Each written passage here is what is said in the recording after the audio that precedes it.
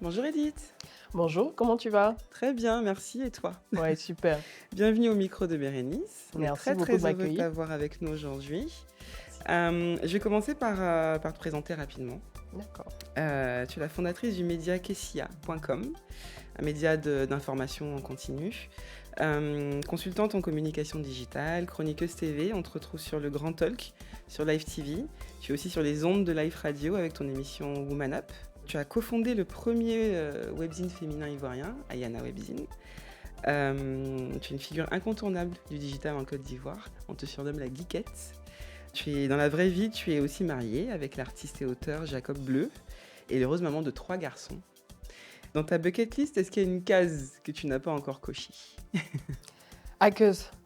Hackeuse. Ouais. Ah ouais, carrément. Hackeuse, white hacker, hackeuse Ok. éthique, on pourrait dire ça. Ok. Je pense que c'est la prochaine étape de ma vie, en tout cas le reste de ma vie, c'est trouver le temps d'apprendre à coder. Parce que je ne sais pas coder. Ok. Je magnifie les codeurs, les codeuses. Je suis du côté bling bling Mm. du digital, de la Mhm. tech, en tout cas de tout cet environnement. Mais avoir ce pouvoir de coder, Mhm. de contrer les black hackers Ouais. en tant que white hacker, donc en tant que hacker éthique, Mhm.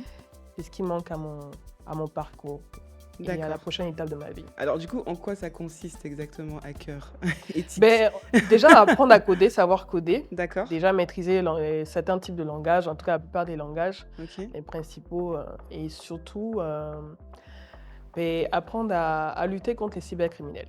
D'accord. Ok. Voilà, on va Ok. dire à être au même niveau, Mhm. mais peut-être encore plus, Mhm. et utiliser tous les atouts possibles, bien sûr le code, mais aussi l'ingénierie sociale Mhm. et tout ce qui vient avec, parce que on est dans un monde où l'informatique va devenir de plus en plus ambiante, ça fait partie de nos vies. Mhm. Et les menaces cybercriminelles, c'est pas uniquement de hacker une banque, Mm. qui détruit la vie des gens, Mm. comme on le voit avec Mhm. les brouteurs et Tout autres, à fait. Oui, bien sûr. d'utiliser vos données personnelles pour Mhm. vous faire du chantage, vous faire plein de choses Les réseaux aussi qui ne sont pas éthiques. qui menacent Voilà. les enfants. Exactement, et tout ça. Mm. Donc, c'est la prochaine étape. Ok. Bah, écoutez, on a hâte de voir ça.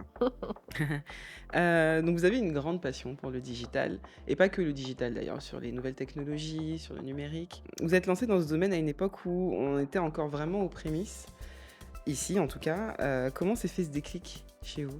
Depuis mon adolescence, j'ai toujours été passionnée par D'accord. la technologie, Mm. par en tout cas tout ce qui avait attrait au futur, déjà. On n'avait pas encore Internet. Je suis née en tout cas avant la période avant Internet, ce qu'on appelle les born before computer et autres. Mais pendant cette période de mon adolescence, j'ai été bercée par les films de science-fiction qui me fascinaient, ou les séries de science-fiction, Stargate, Star Wars. J'étais bizarre déjà à l'époque, parce que Une voilà, geekette, quoi. une geekette, voilà, totalement. Peut-être que voilà, j'aurais fini C'est le astronaute si j'étais profil, bonne en ouais. maths, par Ouais. exemple. Mais je me projetais toujours dans la Lune. D'accord. Et pour moi, la technologie, c'était un moyen de pouvoir m'échapper, de pouvoir quitter mon quotidien. Et c'était déjà dans mon adolescence. Et puis ensuite, Internet est arrivé. Internet est arrivé. Les ordinateurs d'abord, Internet ensuite. Et après, les réseaux sociaux. Et comme j'ai toujours été passionnée aussi de communication, bizarrement antagoniste à mon caractère de base, parce que je suis une timide de base. Je suis même si des amis se moquent de moi en disant non, non, c'est pas vrai, tu n'es pas introvertie, mais je suis ambiverte, on va dire. Mais la communication aussi a toujours fait partie de ma vie. Et donc, j'ai mêlé tout ça. D'accord. Déjà en 2005-2006, donc avec les blogs, et ensuite, après les blogs, on a eu les réseaux sociaux. D'abord, on a eu iFav qui nous a bercés. Il y avait MySpace, Skyblog. Les plus jeunes ne sauront pas du tout. Ah de quoi non, on pas parle. du tout, pas du tout. Blogspot et tout ça. Bref, c'était un échappatoire parce que j'aimais communiquer, mais j'aimais écrire. J'adorais écrire, déjà, aussi. Et donc, Internet et tout, je pense que c'est tout ça qui a fait ce schmilblick. Ouais. Et j'étais là au bon moment aussi, on Oui, va dire. c'est ça, c'était vraiment, t'as su attraper le truc Exactement. quand il fallait, quoi. J'ai pu être à ce moment de convergence de l'histoire où Internet démarrait en Côte d'Ivoire, en tout cas en Afrique. des acteurs aussi commençaient à se mettre en place. Mhm. Des passionnés, des geeks comme moi, des informaticiens, des ingénieurs et tout. D'autres personnes également passionnées par la tech qui ne savaient pas ce qu'ils voulaient faire dedans. Mhm. On s'est tous retrouvés à ce moment précis, donc de 2005 jusqu'à 2009. Mhm. Et 2009 a été le point culminant D'accord. où il y a eu cette explosion. D'accord. Ok. Alors Edith, en préparant l'émission, j'ai découvert que tu étais la première community manager de l'histoire de Côte d'Ivoire. Est-ce que tu peux me le confirmer déjà? Oui, je te confirme. Parce que je me disais que c'était quand même très important de le signaler et il faut que ça se sache. Je t'ai lancée en 2009 dans un métier qui n'existait pas du tout en Côte d'Ivoire, avec des plateformes comme Facebook, Twitter, X maintenant, qui démarraient tout juste. Beaucoup d'entre nous étaient encore sur i5. Moi, en tout cas, j'étais encore là-bas. Instagram n'existait même pas. Ouais. À cette époque-là, en fait, on n'avait pas fait le lien entre le digital, les réseaux sociaux, le potentiel que ça pouvait avoir pour faire développer un business. Moi, j'ai trouvé que c'était très courageux et risqué d'avoir choisi cette voie-là. Comment est-ce que tu as décidé en fait, de te lancer dans un métier qui n'existait pas du tout encore à l'époque? On va dire que je suis têtue de nature aussi. Je pense que c'est à cette période que je me suis rendu compte que j'aime aller là où les gens ne vont pas en général. D'accord. Et bizarrement, à cette époque, je savais et je me disais que dans 10 ans, ce serait saturé, qu'il y aurait une évolution. De toute façon, parce que c'est un peu la troisième révolution. Internet a été arrivé des ordinateurs et tout ça. Ça a été la troisième révolution. Personne ne s'intéressait à ça en ce moment. C'était, oui, on passait du temps à parler de nos vies, à rigoler ou autre et tout. Et je voulais en faire mon métier parce que c'était un métier qui n'existait pas. Et moi, en plus, j'avais arrêté 2 ans plus tard à la fac de Sciences Éco parce que c'est pas ce que je voulais faire. Je bossais déjà pour ma grande sœur qui était dans la production audiovisuelle, donc en étant sur les bancs de la fac, donc j'étais déjà dans le monde de l'entreprise. Et en plus de ça, de fil en aiguille, je me suis dit, tu es en train de te créer toi-même ton chemin. Et le métier que tu veux faire n'existe pas encore. Parce que c'était un mélange. Oui, j'adorais la communication parce que je l'avais dit déjà au départ, mais j'étais une geek. Et je voulais partager au monde ce que j'aimais faire. Donc déjà, je bloguais aussi. Oui. Et ensuite, j'ai rencontré, donc, dans cette convergence de l'histoire, d'autres passionnés comme moi qui parlaient de digital, qui parlaient de technologie, avec qui on a organisé le premier barcamp en Côte d'Ivoire et avec qui on a cofondé en 2009 une association pour faire la promotion des bons usages Internet. D'accord. Et dont je gérais la communauté sur Facebook. Okay. Elle s'appelait Akendewa. Et moi, j'étais chargée d'accueillir, de mobiliser des nouveaux membres à venir. Okay. Donc, j'utilisais Facebook pour dire « Ah oui, on a telle réunion, venez, on a telle activité, il y a le barcamp, venez et tout. » Donc, moi, j'étais là pour haranguer les gens. Ouais. Et j'utilisais Facebook qui était dans sa préhistoire. Ouais. Voilà. Et je ne savais pas que ce que je faisais, c'était un métier ailleurs, en Europe. Et j'ai été, on va dire, inspirée par des acteurs, en tout cas un acteur dont je suivais le blog à l'époque, Éric Dupin de Presse Citron. D'accord. C'est vrai que c'était un blogueur à l'époque, maintenant son blog est devenu un média puissant, technologique. Et également Israël Guébo qui était dans les médias. Et je me suis rendu compte que mobiliser la communauté tous les jours sur Facebook, les haranguer, et tous les jours, en fait, c'était un métier ailleurs. Et que je pouvais en faire mon métier puisque ça n'existait pas. Personne n'allait s'intéresser. J'allais suivre des refus, c'est clair, mais j'étais têtue. Et j'avais comme une vision du futur déjà à la base. Je me suis dit, tu commences maintenant. Ok. Et après, quand ça sera saturé, tu passes à autre chose. D'accord. Et donc, ça amène à ma question suivante. Comment est-ce que tu as fait pour gagner la confiance de tes premiers clients, tes premiers partenaires dans ce métier? Ça a vraiment été un concours de circonstances. D'accord. Donc, quand j'ai commencé à en vivre, parce qu'il y a eu l'époque où je gérais les réseaux sociaux donc de l'association dont je parlais à Akendewa. De fil en aiguille par mon activisme sur Facebook et également après Twitter, j'ai été recrutée par une agence de communication AOS. Oui, que je connais. Également, oui. Et qui avait un département conception de sites web et autres. Donc j'ai été recrutée sans déposer de CV parce qu'on voyait ce que je faisais sur Facebook. Ça parlait.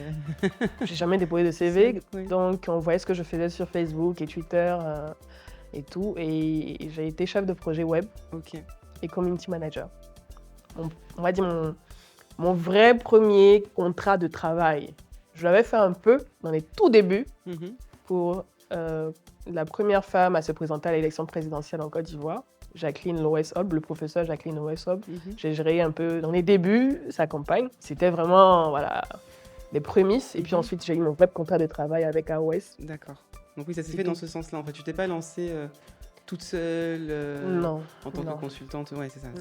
C'est vrai que j'ai été approchée, donc ouais. forcément, je me suis dit que ce que je faisais sur Internet pour l'association, sur Facebook, les gens l'avaient remarqué. Et bon, comme on était aussi un peu dans la même communauté, donc c'était beaucoup plus facile. Oui. Voilà, les patrons étaient dans la même communauté tech, donc c'était beaucoup plus facile. Et de fil en aiguille, quand j'ai fini là-bas, j'ai été recrutée par une agence de com. Ça, c'était un pure player. C'est la première fois que je rencontrais un pure player, une agence de com digitale, uniquement digitale. Ok. Sénégalaise, People Input. Oui, que je connais aussi, oui. Voilà, People No Limit aussi. Exactement. Avec Serine Barrault, le fondateur et DG, et qui m'a débauché, qui m'a fait confiance aussi, et qui m'a mise comme business manager, puisque l'agence n'existait pas en Côte d'Ivoire, c'était uniquement au Sénégal. Et donc moi, j'ai créé la Côte d'Ivoire, tout l'administratif, la création d'entreprises, le recrutement des employés. Et il fallait démarrer from scratch avec des personnes qui n'avaient jamais géré de réseaux sociaux, qui n'avaient jamais travaillé dans une agence de com digitale. Et on était en 2012. Et on a eu la chance d'avoir un gros client au départ, grâce au travail effectué déjà à la base par l'agence au Sénégal. Et donc, on a pu avoir Orange, qui a été notre tout premier client, qui nous a fait confiance. Et voilà comment l'aventure a démarré. Alors Edith, on a dit plutôt que tu avais co-créé le premier webzine féminin en Côte d'Ivoire, qui s'appelle Ayana. C'est une aventure que tu as partagée avec Ami Kwame, qu'on a eu le plaisir de recevoir ici. On a parlé de ça avec elle et on était curieux de savoir ta version à toi.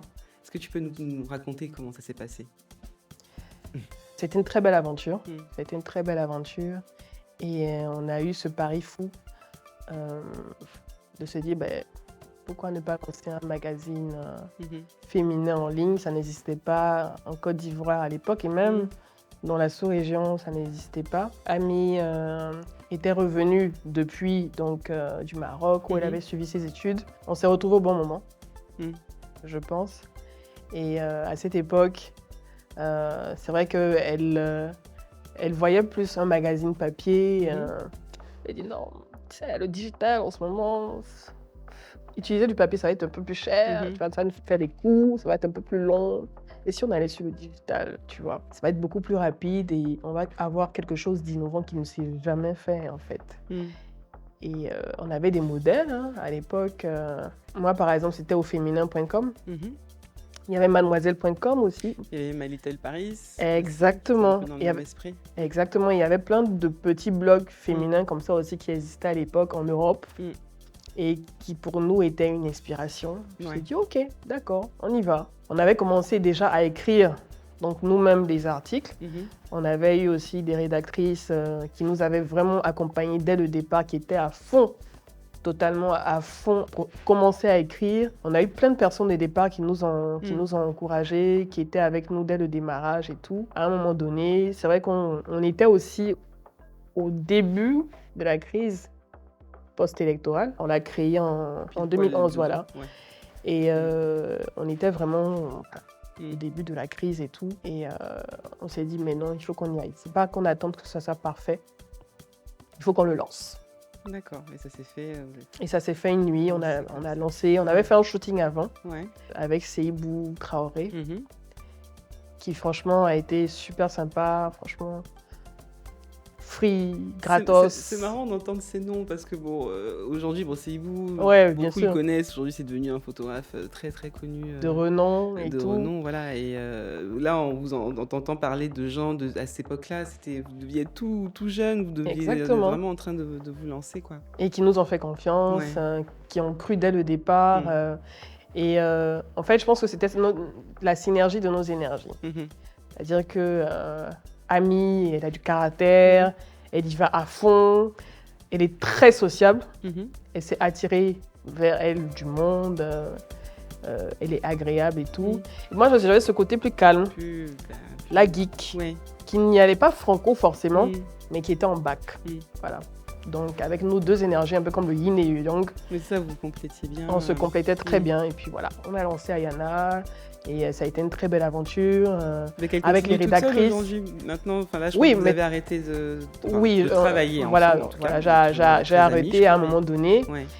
Mais je suis très fière de l'évolution d'Ayana, qui est un brand à part entière avec Superwoman, qui se développe et qui va partout en Afrique, dans le monde, avec la communauté Ayana qui est internationale. C'est une très belle réussite. Et franchement, chapeau Ami, bravo à toi. Mais je suis sûre qu'elle sera contente de voir ça. Du coup, Ayana, ça a dû être un très beau tremplin dans ta carrière. Moi, j'ai suivi un petit peu ta carrière depuis longtemps parce que je suis beaucoup sur Internet. Les choses se sont assez vite enchaînées pour toi. On a commencé à te voir un peu partout. Et tu t'es lancée dans la création de contenu. Je me souviens d'une émission que tu diffusais sur YouTube qui s'appelait Le Divan numérique, où tu parlais de nouvelles technologies et tu recevais des talents émergents. Ça aussi, ça s'est fait à un moment où la création de contenu n'était pas ce qu'elle est aujourd'hui. Aujourd'hui, on a des jeunes gens qui créent des vidéos, mais vraiment d'un niveau très, très, très, très élevé, tout seuls dans leur chambre, avec un téléphone et une ring light. À cette époque-là, c'était tout nouveau. C'était, je pense, encore considéré comme de la production audiovisuelle qu'on allait mettre sur Internet, quoi. Comment est-ce que tu as eu le flair, en fait, pour te lancer là-dedans? Est-ce que déjà, à l'époque, on parlait de création de contenu? Déjà. Oui, il y avait des chaînes YouTube qui existaient, mais pas comme on le voit aujourd'hui. Déjà, même à l'époque, on n'avait pas à disposition, en tout cas avec les coûts qu'on a actuellement, voilà, déjà des ring lights. Depuis l'ère TikTok, c'est devenu l'accessoire, the accessory, pour faire des vidéos. Les micros portatifs, non. Moi, à cette époque, par exemple, j'avais un cadreur parce qu'il travaillait aussi comme prestataire de temps en temps pour l'agence. Donc, ça a bien fonctionné et je me suis dit, on peut utiliser les moyens de la prod audiovisuelle pour faire une émission qui serait diffusée sur YouTube. Mais la préparation, c'était de la préparation. Ça demandait une préparation et tout. C'était pas forcément aussi agile que comme on le voit maintenant, où on pose juste son trépied avec son téléphone. On place son micro-cravate qu'on a acheté sur un site de e-commerce. Voilà, c'est tranquille, c'était tranquille. Ouais, et puis on a même d'autres... On a d'autres possibilités aujourd'hui. On a des applications qui nous permettent de faire des super beaux montages, d'intégrer du son et tout ça. À l'époque, c'était impossible. Il fallait demander à un monteur, en fait. Mais même quand tu finis de faire le tournage, mais l'étape la plus importante, c'est le montage. Et tu sais que tu dépends de quelqu'un. Du cadreur, qui est en même temps cadreur, mais en même temps que le monteur. Donc, si lui, il est fatigué, si lui, il a d'autres choses à faire, d'autres montages à faire, mais tu dépends complètement de sa disponibilité. Donc, il fallait vraiment que ça soit une collaboration qui fonctionne bien, mais c'était pas aussi simple qu'aujourd'hui, où tu peux, comme tu as dit, faire un montage rapidement, tu as des applications qui te facilitent ta tâche, qui prennent les séquences les plus importantes, qui font tout le job, en fait. En plus, maintenant, on a l'IA, c'est encore plus, encore plus rapide. Mais à l'époque, c'était lourd. Déjà la préparation, le make-up, préparer l'émission, recevoir des invités. En plus, à l'époque, et je lui ai fait un coucou, c'était dans les locaux d'une amie qui fait de la fabrication d'aquarium. D'accord. Voilà, à la Palmeraie, oui, Okay. À la Palmeraie. Et elle me prêtait gracieusement ses locaux, qui en plus s'est partagé aussi avec... un grand frère, paix à son âme, qui est décédé. Et déjà, avoir un local, c'était la première étape. Sinon, je l'aurais loué, je l'aurais payé déjà. C'est ça. Donc, elle m'accueillait gracieusement. Elle me participait même à l'émission, en aidant pour le décor et tout. Les invités étaient à l'aise et tout. Et ça se passait dans une ambiance bon enfant. Mais c'était quand même un travail qui demandait du temps. Parce qu'en plus de ça, il faut gérer une entreprise. Mais en même temps, tu as envie de pouvoir t'éclater dans ta passion. Parce que j'ai démarré, comme je disais au départ, quand j'étais encore sur les bancs de la fac, chez ma grande sœur, Oui. qui avait une maison de production audiovisuelle, Mhm. qui est dans la production audiovisuelle depuis plus de 30 ans. Mm. Et j'étais secrétaire de production audiovisuelle quand j'ai D'accord. démarré. Ouais. Donc j'ai démarré dans le monde de l'audiovisuel Mm. avant de plonger ensuite dans Internet. Mon premier amour aussi, ça a été ça, l'audiovisuel. Donc d'une certaine manière, faire Divan numérique, c'était revenir aussi à mon premier Oui. amour. Parce qu'en même temps, secrétaire de production audiovisuelle, j'ai écrit aussi des scripts. Mhm. J'ai tourné aussi et tout. J'ai vu D'accord. des émissions se faire monter. Par exemple, à l'époque, il y avait Ecofin. Je crois que c'était ça. C'était la première émission économique dans laquelle Isabelle Hanot était présentatrice. D'accord. Et voilà, la maison de prod audiovisuelle pour laquelle je bossais, donc ma grande sœur, Mhm. avait créé cette émission. Mm. Et je me suis replongée dedans en faisant Divan numérique. Ouais. Et c'était une super expérience. À certains moments, on a eu à faire même le tournage. Aujourd'hui, c'est devenu le Bloom, mais à l'époque, c'était au lieu de D'accord. Boulevard. Ok. Et je rends encore hommage aussi à Landry Watton. Franchement, un hommage mérité parce que, toujours pour revenir à 2009, ça a été le seul à l'époque qui nous accueillait pour tous nos événements technologiques. D'accord. Le HB, au lieu de Boulevard, Le qui est HB, devenu le Bloom aujourd'hui, Ouais. le HB, c'était le rendez-vous, l'espace de rendez-vous des geeks Des geeks d'Abidjan. de Côte d'Ivoire. Ils nous recevaient, ils nous faisaient des prix, il Ouais. était accessible et Ouais. son endroit était accessible pour la communauté. Mm. Et franchement, merci à lui. Et donc, j'ai fait des tournages aussi de Divan numérique là-bas. D'accord. Et c'est vraiment, je pense que tout ça, ça a été un concours de circonstances parce que les bonnes personnes étaient là Mm. pour nous soutenir dans nos projets, donc amis et aussi, voilà, Divan D'accord. numérique. Et dans tout ça, dans ce truc-là qui avance super vite comme ça, où vous avez plein de choses qui s'enchaînent comme ça, il n'y a pas un moment où tu t'es senti débordée, dépassée, où tu te dis, bon, ok, ça va trop vite, il faut que j'arrête. Est-ce qu'il y a eu ce moment-là Non, c'est dans plus ton tard. parcours? Plus C'est tard. plus tard. Ouais. J'étais dans la vibe. Ouais. C'était excitant, tout allait vite, Mm. comme tu le dis. Je bougeais beaucoup, je voyageais, je faisais des conférences sur le digital, ici, à l'étranger et tout ça. Non, je ne me rendais pas compte que ça allait vite, en fait. Mm. C'est rétrospectivement, en prenant de l'âge, Ouais. plus tard, donc maintenant, on va dire qu'il y a maintenant 2 ans, Mhm. où j'ai pris un peu de recul, où Mhm. j'observe et tout, que je me dis, waouh, ouais, Ouais. c'est allé super vite. Mm. Mais c'est une belle expérience, en Ouais. fait. Une belle expérience. Chouette aventure, ouais. Aujourd'hui, tu t'es un petit peu diversifié. Tu es aujourd'hui à la télé, à la radio. Donc un nouveau challenge. Bon, pas si nouveau que ça finalement pour toi maintenant que je discute avec toi parce que vu ton parcours, finalement, j'allais dire c'est un autre média, des différentes façons de travailler mais que tu connaissais déjà. Mais comment est-ce que tu es arrivé dans la télé et la radio? Comment cette opportunité-là s'est présentée à toi? Déjà, j'ai commencé à live en 2000, on va dire 2020. Mhm.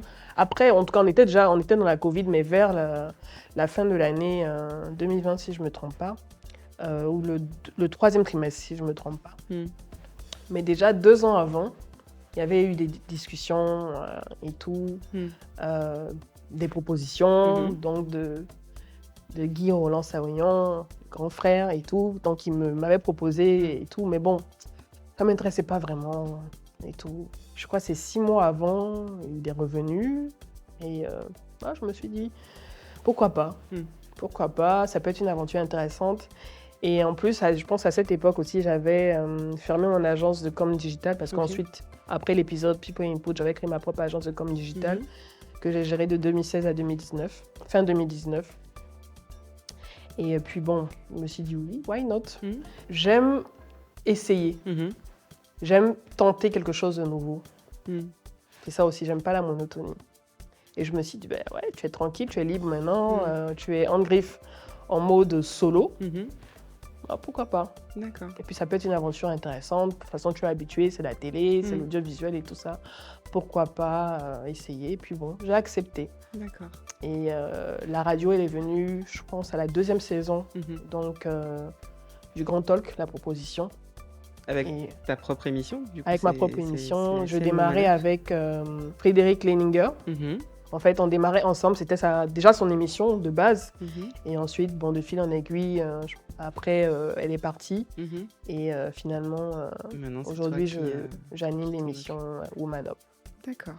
Durant ton parcours, tu as reçu beaucoup de distinctions. Tu as souvent souvent figuré dans les classements de personnalités influentes dans le secteur du digital ou dans l'influence même à proprement parler, en Côte d'Ivoire, en Afrique.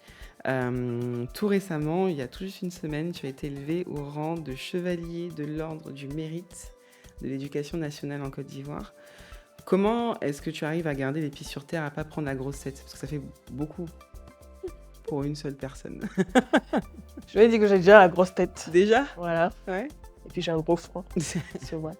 J'ai un front populaire. Non, en fait, à la base, j'aime pas me prendre la tête. Mm. Et ma phrase, en fait, c'est qu'on n'a qu'une seule vie. Je suis de nature tellement empathique, minimaliste, et je fonctionne beaucoup avec les énergies, en fait. D'accord. J'ai eu ma période où j'ai accumulé beaucoup de mauvaises énergies, Mhm. où je me laissais beaucoup influencer par beaucoup de choses, par les personnes qui m'entouraient. Et quand tu sors de là et que tu te rends compte qu'en fait, le plus important, c'est d'être en paix avec toi-même Mhm. et de faire du bien là où tu peux faire du bien. J'adore aider. J'adore, en tout cas, quand je peux, Mhm. si j'ai la possibilité humainement d'être utile, d'aider, je le fais. Mhm. Et je n'aime pas me prendre la tête. Mm. Les titres, oui, c'est des titres, c'est juste des titres, mais ça passe. Mm. Le plus important, au-delà des titres, c'est qui tu es toi-même. Mhm. Et comment tu te vois par rapport aux autres, Mhm. mais surtout, quelle est la personne que tu veux être et que tu aimes le plus. J'ai appris à m'aimer, j'ai appris à garder cette simplicité. Mhm. Il y a aussi peut-être mon côté geek qui joue un peu. J'aime pas les fioritures. Ouais. J'aime être tranquille, Mm. la tranquillité. Franchement, c'est ce que je recherche le plus. Je n'aime pas les La drames. paix. Voilà, franchement, je suis le genre de personne... À l'époque, je portais beaucoup les culottes. Mm. Les week-ends, tu vois, tu sors... Oh, tu prends en bandoulière ton sac, tu te balades tranquille avec tes sandales. Bref, Mm. la vie est tellement compliquée déjà que je ne considère pas que tous ces titres-là vont me faire de telle sorte que ouais, je vais me la péter. Mm. On ne Mais sait c'est pas quand ce même que- chouette de les avoir. Quoi Ça fait Oui, quand bien même sûr. plaisir de les avoir. Oui, ça fait plaisir de les C'est avoir. important, je pense. C'est important et en tout cas pour mes enfants. Mm. Parce que les personnes pour qui je veux vraiment être fière, qu'ils soient fiers de moi, sont mes enfants. Mhm. C'est franchement pour eux, je veux les inspirer. Ce sont 3 garçons. Mhm. Je veux les inspirer, je veux les motiver. Et c'est pour eux. En tout cas, ces titres-là, je veux qu'ils soient fiers de ça. Mm. Maintenant, le reste, oui, c'est bien. Oui, Mais c'est je sais, en fait, je suis... trop bien. je- D'avoir cette reconnaissance-là, je pense que ça, Ouais, non. c'est agréable. Faut pas. Voilà. Non, c'est clair que c'est agréable. Voilà. C'est clair que c'est agréable. Après, Mais il faut savoir trouver l'équilibre pour pas c'est que ça. ça C'est vraiment dépasse et trouver- que ça c'est monte à vraiment la trouver tête, quoi. l'équilibre. Je remercie ces personnes, ces médias, le ministère. Mm. Et ça n'a pas été le premier ministère. Hein, et tout a donné ces titres. Je remercie tous ces entités et tout. Mais je me dis, le plus important, c'est ce que les gens retiennent de toi, en fait. Et de ton travail. Et ton travail, surtout. Ouais. Bah, du coup, tu m'as donné une petite transition tout à l'heure. Moi, j'aimerais qu'on parle maintenant de ton engagement social. Tu es sur plusieurs fronts, en particulier sur l'entrepreneuriat féminin et beaucoup sur la jeunesse aussi. Tu aides pas mal de jeunes dans le domaine du numérique, des nouvelles technologies, de jeunes qui veulent se lancer dans l'entrepreneuriat, etc. Je me suis rendu compte d'ailleurs que tu alliais souvent ta passion pour le digital et ton envie d'aider les autres. Ça s'est vu d'ailleurs avec Akendawa. Akendewa, oui. Akendewa, pardon, où tu t'es servi du digital pour faire des actions sociales. Est-ce que tu peux nous parler un petit peu de tes actions? Est-ce qu'il y en a une en particulier qui te touche, que tu as envie de partager avec nous? Globalement, je dirais que je suis... On va dire... Bon, on m'appelle la tata. Bon, je vais dire ça comme ça. La tata ou bien la vieille mère et tout. Je suis toujours là pour donner en tout cas, quand il y a besoin de donner des conseils. Donc, coacher, guider, mon WhatsApp, c'est rempli de messages. Les mails également. En tout cas, j'essaie d'y répondre. Mais globalement, Je suis marraine de, on va dire, deux initiatives et coach également. Je prends le cas de Digifam où je suis ambassadrice. Donc, Digifam qui est un programme de formation des jeunes filles donc au métier de stack développeur. Le but, c'est de former 150 stack développeuses chaque année. D'accord. Et c'est un programme qui est dirigé par Nadine Zoro, une jeune sœur que j'apprécie énormément, qui a une super équipe et qui ont voulu que je fasse partie des ambassadeurs. Et donc, quand je peux, je vais motiver les filles qui sont dans la piscine. Bon, la piscine, c'est un peu la cohorte. D'accord. Donc, qui rentrent dans le programme, les inspirer, les motiver et tout. Parce que je leur dis à chaque fois que vous faites une formation qui coûte cher et c'est offert. Et en plus, avec ce skill, vous pouvez trouver du travail très rapidement. Et vous avez ce pouvoir entre la main. Parce que, bon, je lui ai dit, j'aimerais m'asseoir à votre place, en fait. Stack développeur, du coup, l'atelier et sur les jeunes femmes et sur la jeunesse. Exactement. Donc, ouais. Et donc, en plus de ce programme, il y a le programme d'Inex Africa de Maïmouna, qui est également un super programme de formation. Là, c'est un peu plus tôt, c'est-à-dire c'est des jeunes filles des lycées et collèges. D'accord. Donc, elle les forme à la robotique, à l'électromécanique, au code, et puis le pilotage de drone. Donc, elles apprennent dès l'école à maîtriser ces skills. Et pour les meilleurs, elles ont la possibilité d'avoir des bourses pour étudier dans les meilleures écoles. Ok. Et il y a même maintenant une branche pour les plus âgés, donc, qui sont dans les métiers de la tech ou des télécoms, qui peuvent trouver des stages dans des multinationales, par exemple. Et ça aussi, c'est un super programme que je soutiens, pour lequel je suis aussi ambassadrice. Et ça fait du bien de pouvoir aider ces programmes, déjà dans la promotion, inciter les jeunes filles à y participer et également interconnecter avec des acteurs qui peuvent booster ce programme, par exemple. Maintenant, pour les jeunes hommes aussi, c'est beaucoup plus le côté entrepreneuriat. C'est vrai que malheureusement, ils sont un peu lésés. Même s'il y a des écoles, je prends le cas par exemple, il y a Simplon qui forme aussi des jeunes aussi au métier de la tech. Simplon Côte d'Ivoire, avec la directrice générale Raïssa Bonro et tout. Je reçois beaucoup de demandes de coaching et j'essaie autant que faire se peut, quand je peux, d'accompagner, de répondre aux questions et de ton expertise. Exactement. Merci beaucoup, Edith. C'était un plaisir. Ça a été vraiment un plaisir de discuter avec toi. J'ai passé un très très bon moment. Est-ce que tu as un dernier mot? Est-ce que tu as une actu que tu voudrais nous partager? Est-ce que j'ai une actu? Non, pas vraiment, à part mon média kessia.com que je vous invite à visiter. C'est un média d'information généraliste. Puis, c'est le moment pub. Exactement. Pour ne rien rater d'informations, j'ai mon émission radio donc, qui a repris la saison 2, Woman Up, où je vais encore recevoir des femmes ordinaires, parce que c'est le slogan, les femmes ordinaires qui font des choses extraordinaires. Il y a de super histoires à découvrir, des parcours intéressants, touchants. Et bon, il y a la télé aussi, 2 fois par semaine, lundi, mardi. Et au-delà de ça, je suis là. Je suis juste là. Merci encore, Edith. Merci à vous aussi qui nous regardez. Vous pouvez retrouver Edith sur les réseaux sociaux, bien sûr. On vous mettra tous les liens en barre d'infos. Vous pouvez aussi la retrouver les lundis et mardis à 19h sur le Grand Talk, dans le Grand Talk, pardon, sur Live TV, et le samedi sur Live Radio, avec son émission Woman Up. Vous nous retrouvez chaque vendredi soir. D'ici là, n'oubliez pas de liker, commenter, partager, et on se retrouve la semaine prochaine pour un nouveau micro.